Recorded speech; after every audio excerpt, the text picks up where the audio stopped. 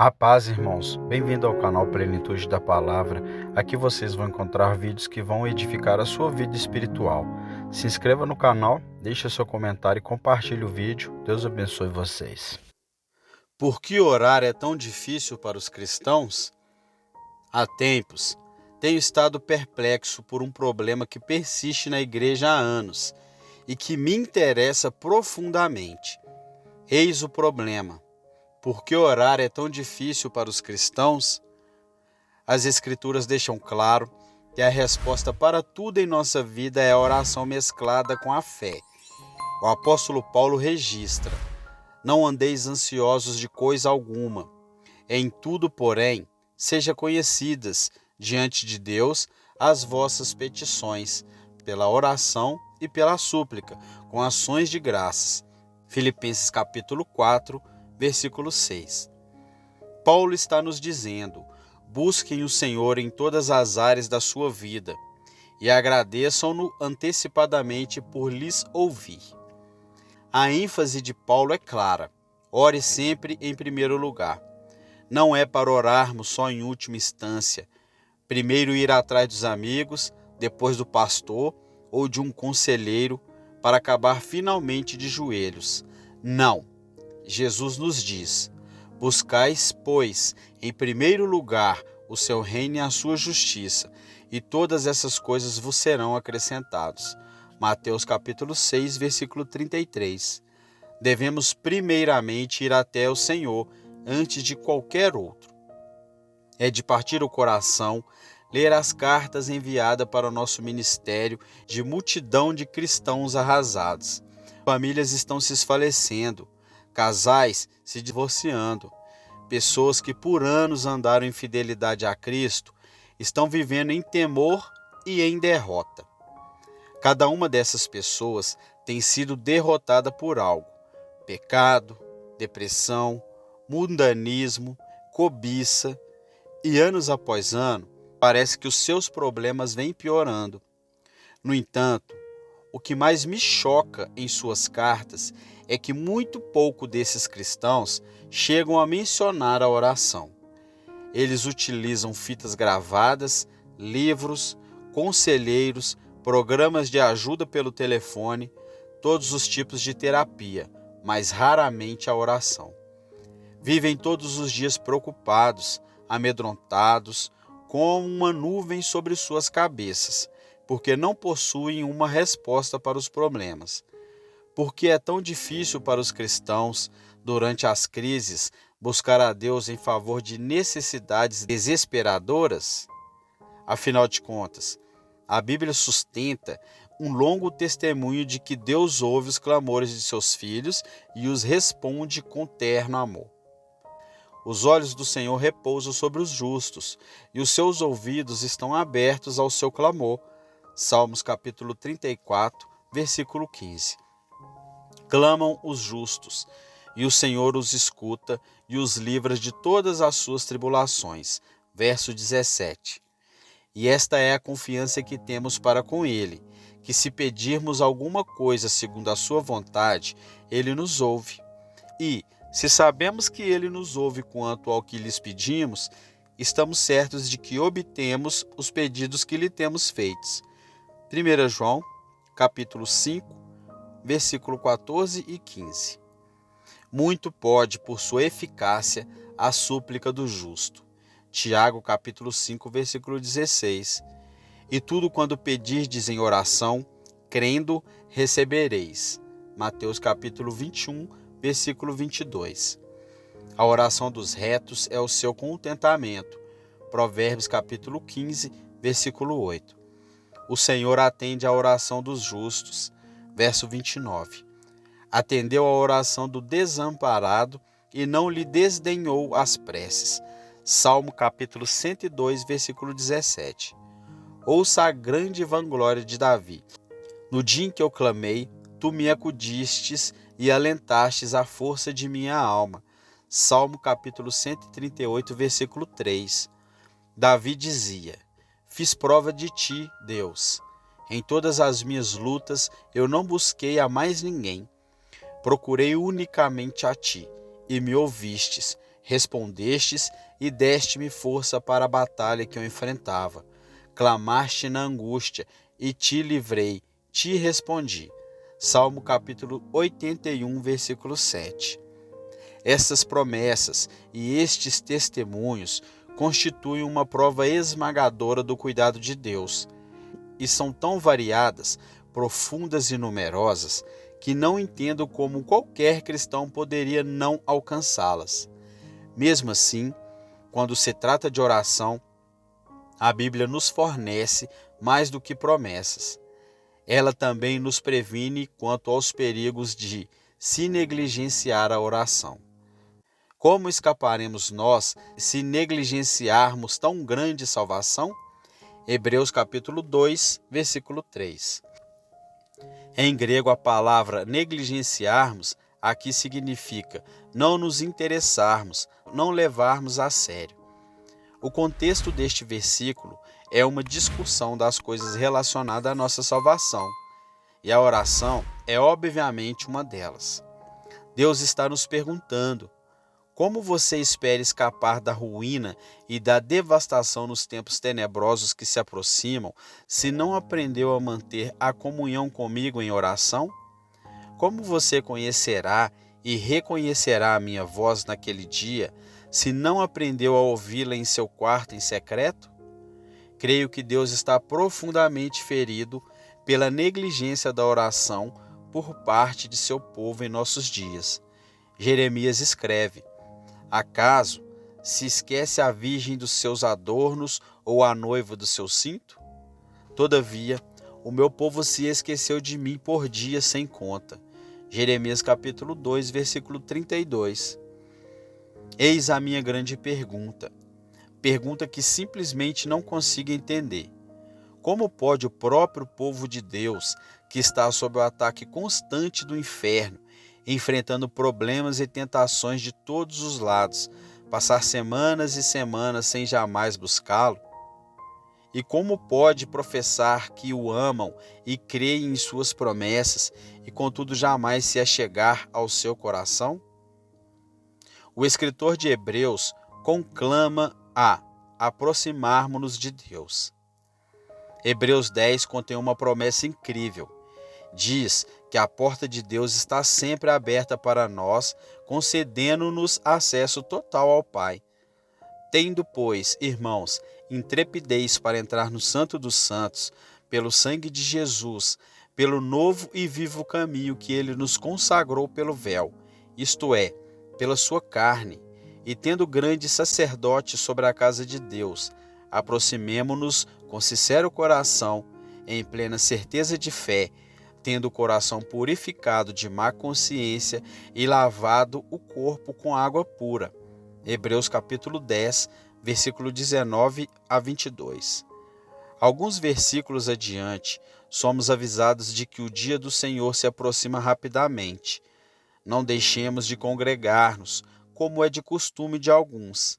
Antes, façamos a admoestação, e tanto mais quando vedes que o dia se aproxima. Verso 25.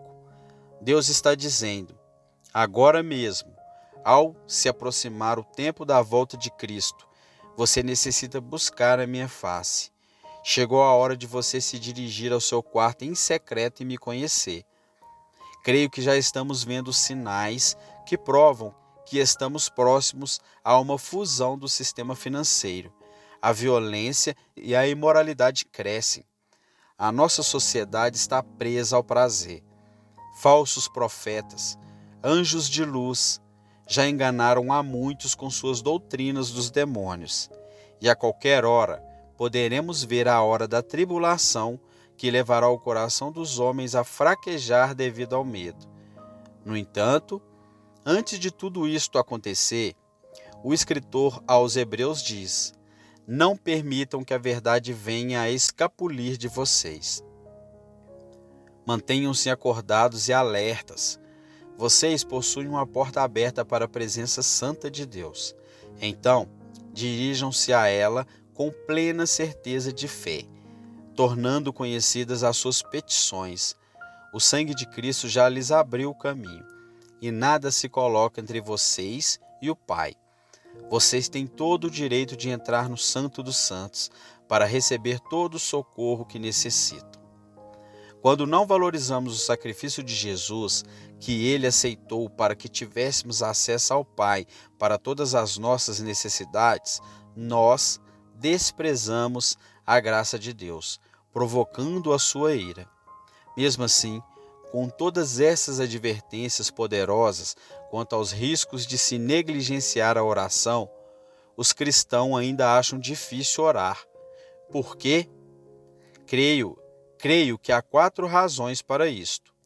Primeiro, alguns cristãos não oram porque têm um amor morno pelo Senhor. Ao usar a palavra morno para descrever o amor de alguém por Jesus, não quero dizer que ele seja frio em relação ao Senhor. Em vez disso, quero significar que o seu amor é barato, não caro. Dou-lhe um exemplo. Ao se dirigir à igreja de Éfeso em Apocalipse 2, ele primeiro os elogia por tudo o que fizeram. Ele reconhece que trabalharam arduamente na fé, que detestam o pecado e as concessões, recusando-se a aceitar falsas doutrinas, jamais esmorecendo ou desistindo quando perseguidos, sempre defendendo o Evangelho. Mas Cristo diz ter algo contra eles. Abandonaram seu fervente e caro amor por ele. Tenho, porém, contra ti que abandonastes o teu primeiro amor. Apocalipse capítulo 2, versículo 4. De alguma maneira, no meio de todas suas obras, eles deixaram o seu caminhar amoroso, disciplinado com o Senhor. E agora ele lhe diz: vocês deixaram o seu primeiro amor, abandonaram a cara disciplina de vir à minha presença, de manter comunhão comigo. Note, por favor, Jesus está falando aqui de crentes que começaram com um amor fulgurante por ele. Ele não está se dirigindo a cristãos mortos, frios, formais, que nunca o amaram acima de tudo. Pelo contrário, está dizendo: é possível que uma pessoa já teve um coração amoroso por mim, permita que o seu zelo se torne morno. O servo devotado, que anteriormente corria todos os dias em busca de mim em seu quarto em secreto, agora raramente chega a orar. Pense o quanto isso deve insultar a Cristo, que é o nosso noivo. Que tipo de casamento pode existir quando o marido e a mulher não possuem um período privativo de intimidade? E é bem a respeito disso que Jesus está falando aqui. Ele deseja momentos com você só para ele, para desfrutar de intimidade. Você pode dizer que o ama, mas se jamais aparecer para estar com ele, prova que não o ama em absoluto. Esse tipo de comportamento jamais daria certo com um outro noivo. Se você dissesse à sua namorada que a amava, mas a visse só uma vez por semana, só o suficiente para dizer: olá, meu bem, eu te amo, agora tchau, ela não iria tolerar. Por que deveria Jesus, que se deu inteiro, deu a própria vida para você, tolerar? Não importa a altura com que você louva o Senhor na igreja, o quanto diz que o ama, o quanto de lágrimas você derrama. Você pode contribuir com generosidade, amar os outros, detestar o pecado, repreender os culpados, mas se o seu coração não está sendo permanentemente atraído para a presença de Cristo, você simplesmente não o ama. Você está orando por orar, negligenciando a oração. E de acordo com as próprias palavras de Jesus, isto é uma prova de que perdeu o seu amor por ele. Todas as nossas obras são em vão, a menos que voltemos ao nosso amor flamejante por Jesus. Temos de nos conscientizar. Amar a Jesus não se trata de realizar coisas, envolve a disciplina diária de se manter um relacionamento, e isto vai custar algo de mim. Segundo, alguns cristãos não oram porque perverteram as suas prioridades. Prioridade é a importância que se deposita em algo, e os cristãos que negligenciam a oração perverteram as suas prioridades. Muitos cristãos garantem que oram se e quando têm tempo, Porém, a cada semana, buscar a Cristo se torna menos importante para eles do que lavar o carro, limpar a casa, visitar os amigos, comer fora, fazer compras, assistir aos esportes. Simplesmente não criam tempo para orar. Contudo, as pessoas não eram diferentes nos tempos de Noé e de Ló. Suas grandes prioridades eram comer e beber, comprar e vender, casar e cuidar da família. Não tinham tempo para ouvir mensagem da condenação de Deus que chegava. E assim, ninguém estava preparado quando o julgamento caiu sobre eles. Evidentemente, nada mudou com os séculos. Para a maioria dos americanos, Deus permanece no fundo da lista de prioridades. E no alto estão a sua renda, segurança, o prazer, a família. É claro, para muitos americanos, Deus nem participa da lista. Mas isso não magoa Deus tanto quanto a valorização que ele recebe de seus próprios filhos. Hoje, milhares de cristãos atravessam o país para receber oração de algum ministro, profeta ou evangelista. Estes crentes desejam sentir o toque de Deus e uma experiência estática de sua presença. Mas mesmo que consigam o que buscam, a experiência só dura um tempo curto. E, ironicamente, todo o tempo em que estão viajando e buscando o toque de Deus, eles não gastam 5 minutos em oração. Amado, o Senhor não deseja suas sobras, aqueles insignificantes pedacinhos de tempo quando você só tem um instante para mandar ao céu um breve pedido de oração. Isto não é um sacrifício de oração, é uma oferenda capenga, e ela polui o altar dele.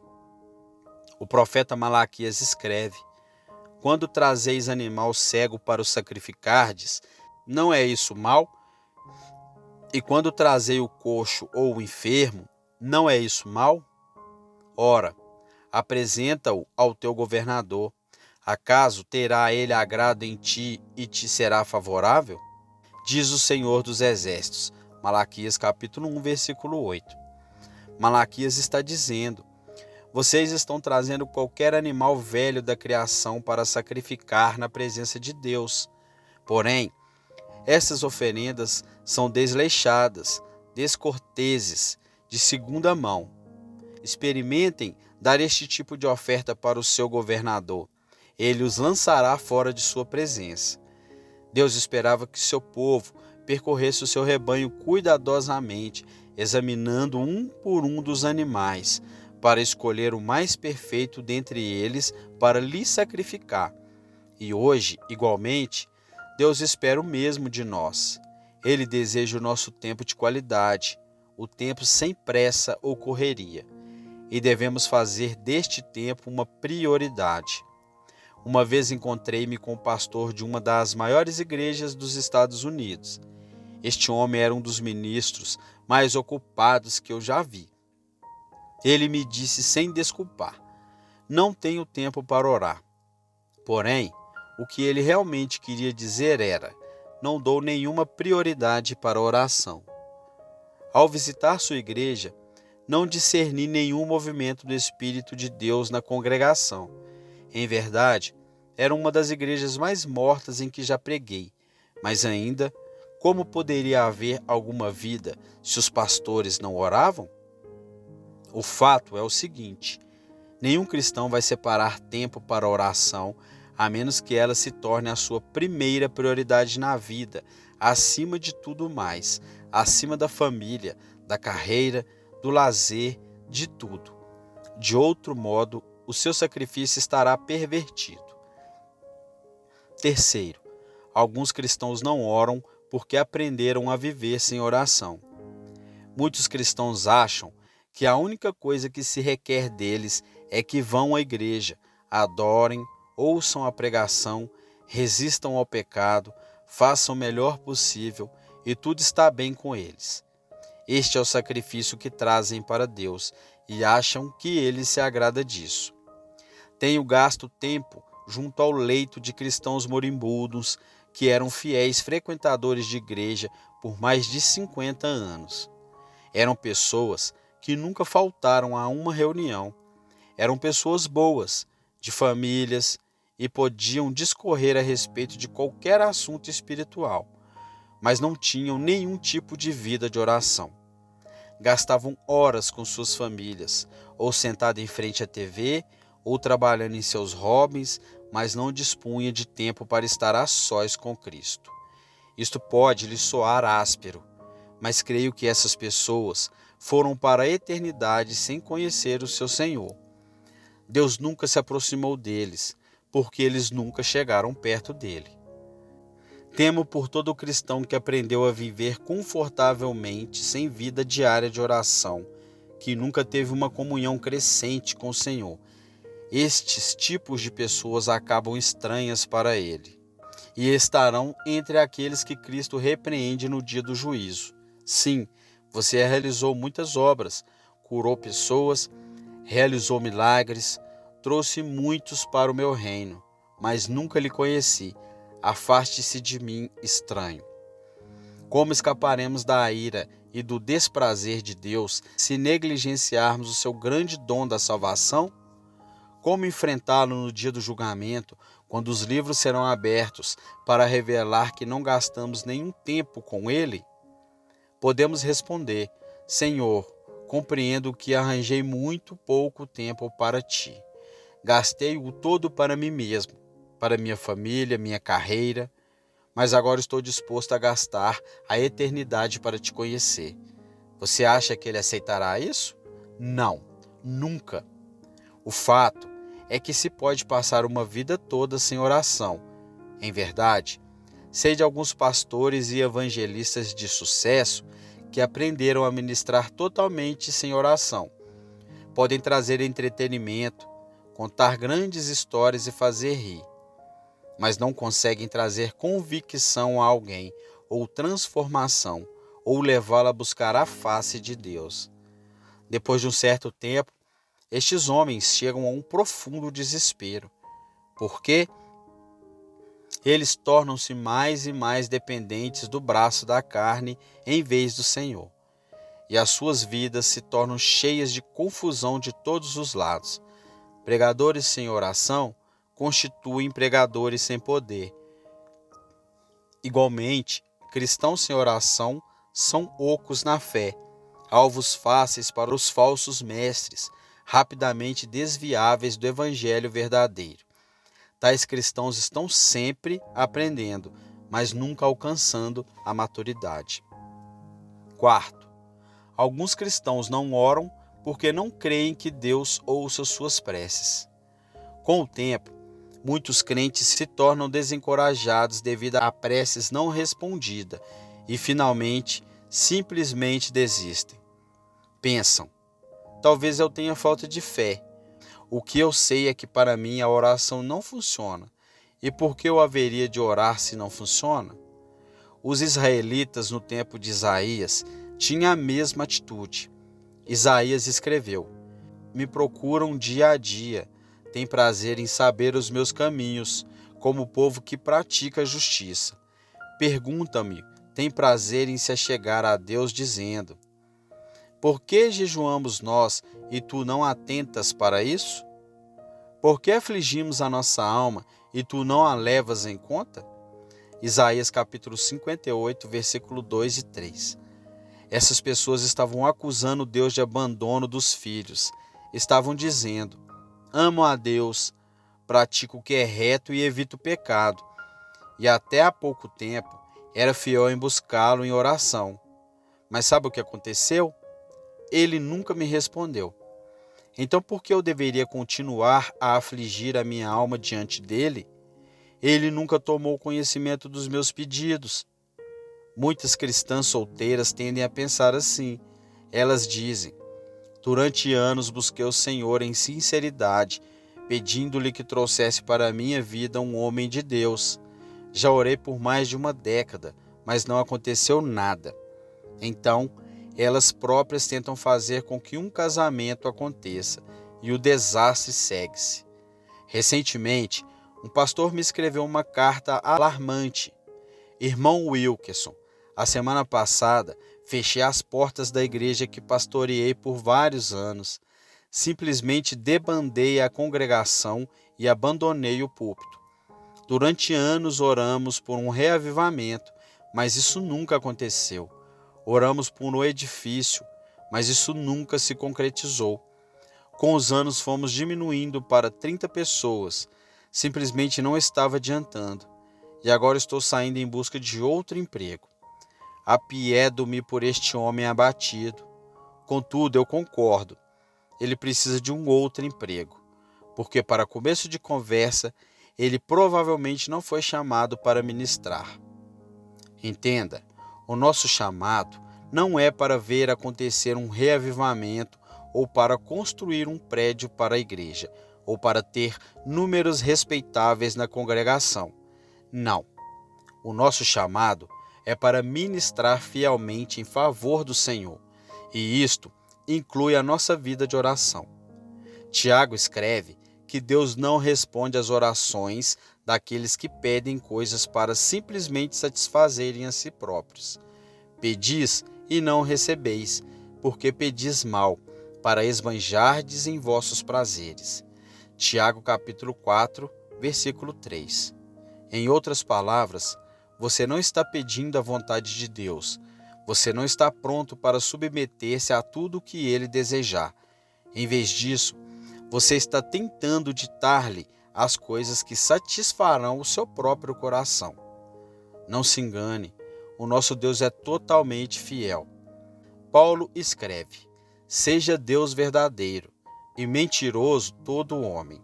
Romanos capítulo 3, versículo 4. Ele está dizendo em essência: não importa se você escuta 1 milhão de vozes clamando, a oração não adianta, Deus não me ouve. Que todo homem seja chamado de mentiroso. A palavra de Deus se mantém, e ele é fiel em nos ouvir. Jesus disse: e tudo quando pedirdes em oração, crendo recebereis. Mateus capítulo 21, versículo 22. Em poucas palavras, Cristo está dizendo: se você crer verdadeiramente, estará desejoso de esperar e aguardar uma resposta de seu Pai Celestial. E não vai lhe importar quanto tempo vai levar. Você se agarrará à fé, crendo que ele responderá. Se Deus está atrasando uma oração sua em particular, pode ter certeza que ele está testando a sua fé. Ele deseja que você creia nele quando ele aparenta estar em silêncio. E lhe testa para ver se você diz: eu desisto. Ele não responde. No final das contas, ele deseja que sua fé se desenvolva tão pura como o ouro, de maneira que você estará equipado para receber muitas respostas suas e para os outros. Uma vez li a história de uma santa de Deus, uma irmã idosa, muito querida, que havia andado próxima a Jesus por muitos anos. A sua vida de oração era tão intensa que as pessoas de todos os lugares pediam que ela orasse por elas. Um dia uma amiga lhe escreveu solicitando uma oração e a mulher concordou. Alguma semana mais tarde, esta mulher piedosa recebeu outra carta dessa mesma amiga dizendo: obrigada por ter orado, eu fui curada.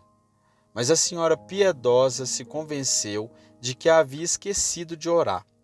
Ela se alegrou de que sua amiga havia sido curada, mas mesmo assim ficou pensando: Senhor, ela disse que sua fé era débil. Por que o Senhor a curou se eu me esqueci de orar? Deus lhe respondeu: eu a curei porque você me conhece. Você se aproximou tanto de mim que cumpriu o desejo específico que você tinha pela sua amiga, mesmo sem sua oração. Como é grande a tua bondade, que reservaste aos que te temem, da qual usas perante os filhos dos homens, para com os que em ti se refugiam. Salmo capítulo 31, versículo 19. Porém, aos que buscam o Senhor, bem nenhum lhes faltará. Salmo capítulo 34, versículo 10. Vá ao seu lugar secreto com regularidade e busque-o de todo o seu coração. Eis a resposta que você deve dar para restaurar um casamento. a favor de membros da família não salvos, para toda necessidade da sua vida.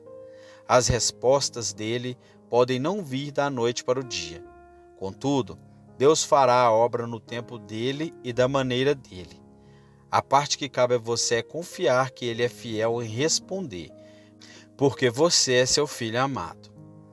Quantas vezes você ouviu ou leu mensagens a respeito do perigo de negligenciar a oração diária e a leitura bíblica?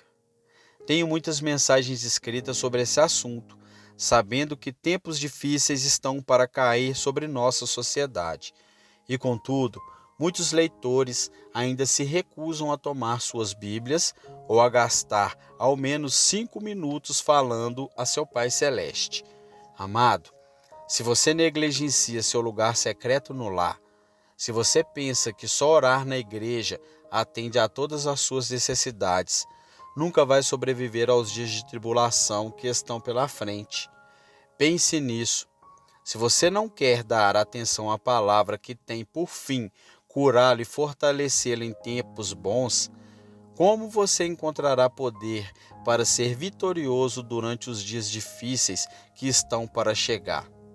Se você tem ignorado as instâncias do Espírito Santo, que procura levá-lo ao lugar secreto, buscando intimidade, então você já deu o primeiro passo para a dureza de coração. Você pode preencher todo o seu tempo fazendo boas obras, abençoando pessoas e derramando seu coração no serviço cristão.